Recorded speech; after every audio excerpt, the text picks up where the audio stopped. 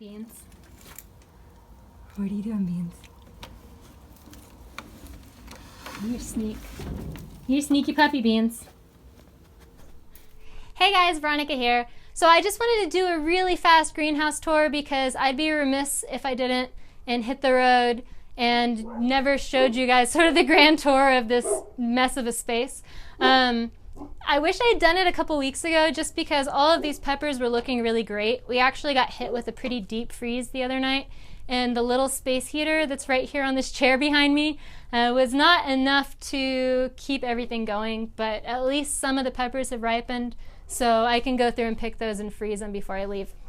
Now this big tub here in the middle is my IMO project for the Korean natural farming stuff that I've been doing. I don't recommend doing it in a tub like this because it's very difficult to keep the temperature down towards the end of its life cycle.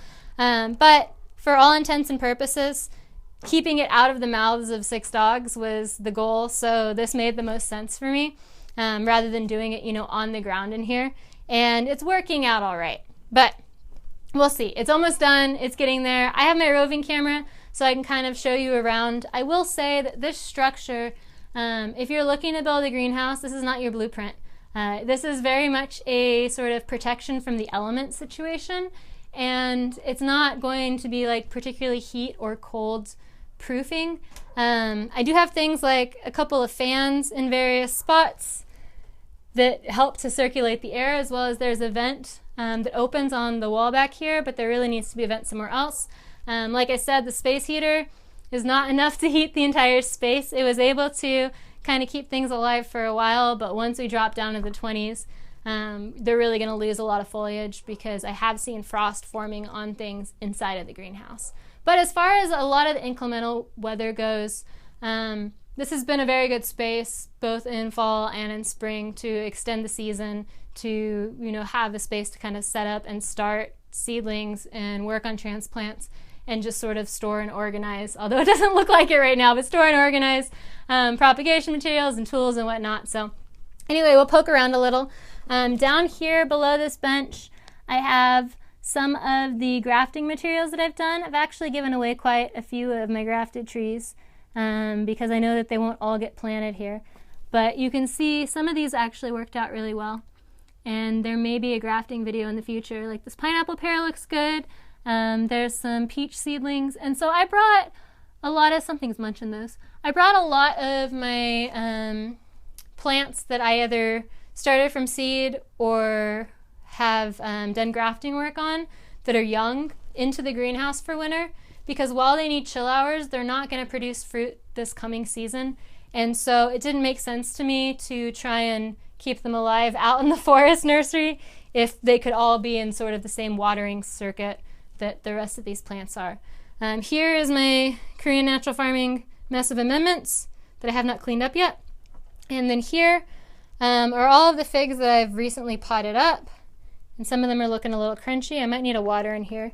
It is difficult to water in the winter because you have the pipes wrapped. And so if the pipes are wrapped, it's like, well, you got to unwrap the pipes, turn on the hose and all of this, but they'll all get watered here in the next day. Some of them got a little bit of shock, but they look, overall, they look pretty okay. I need to treat some of them before I go.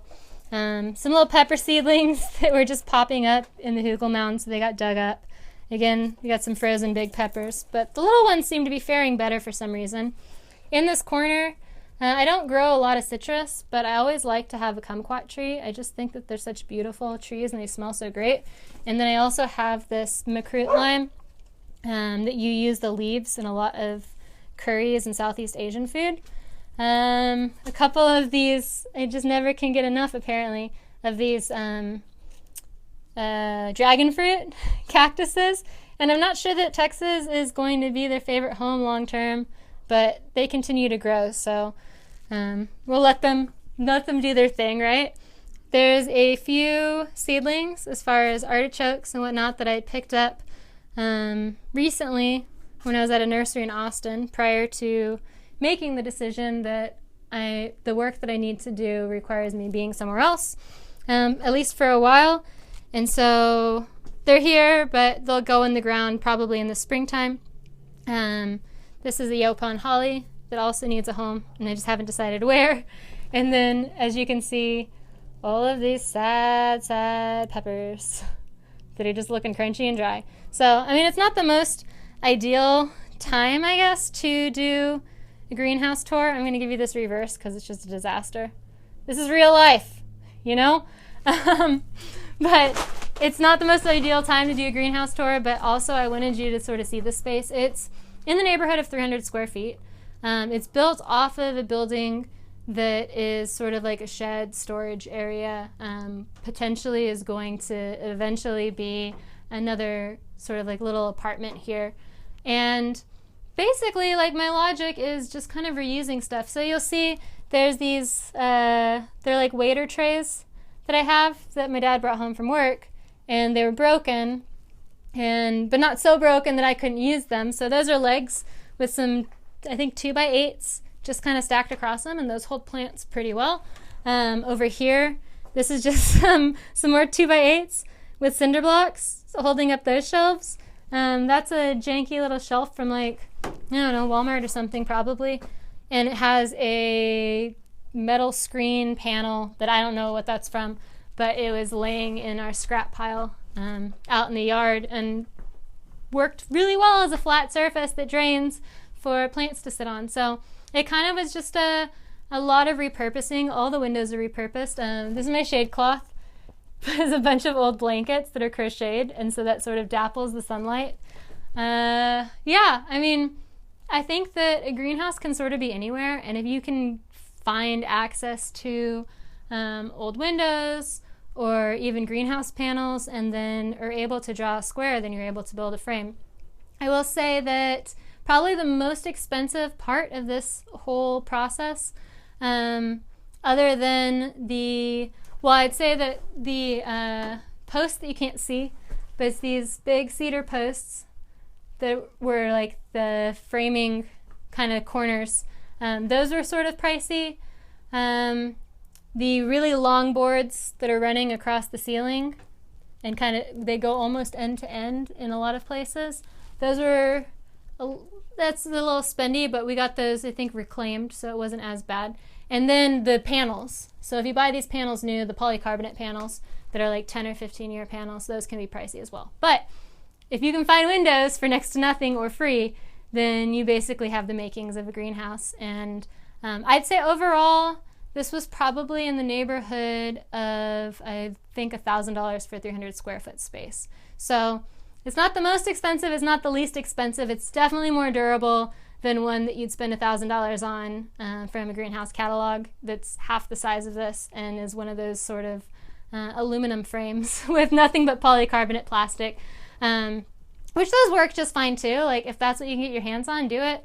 But I highly recommend having a space, even if it's just a sunroom or a lean-to that's attached to your house, to sort of keep a lot of your plants and seedlings in like a dedicated space so that you have that sort of flow between, you know, what's coming in and out of the garden, and it's not only having the ability to plant in your garden, but also having sort of like this backup that's coming out throughout the spring until it gets really hot. There's lots of good ways to vent and cool and heat greenhouses. I'm not using any of them here at the moment. If I were sticking around a little bit longer, it probably would be. But, you know, the path has called me to do a lot more work for a lot more people. So this is sort of where this is getting left at this point in time. All of these peppers are going to get trimmed after this video so that they have a fighting chance of survival through the winter, and hopefully can give my dad some early peppers in the springtime. And yeah, that's pretty much it. So if you have any questions, leave them in the comments below. And if you like what you see, hit that subscribe button. Ding that bell because you don't want to miss an episode. There's some cool soil adventures that are going to be coming up here shortly. And I think that it's worth a follow just for that. And follow me on Instagram at FlavorKit because there's lots of behind the scenes stuff happening there basically almost every day of the week. So if this is not enough for you, this every so often videos on YouTube, then Instagram is probably where you should check it out It also pushes to Facebook, so if you don't have an Instagram account but you have a Facebook account, you can find me there, Veronica Grows. And yeah, that's pretty much it. So until next time, happy gardening.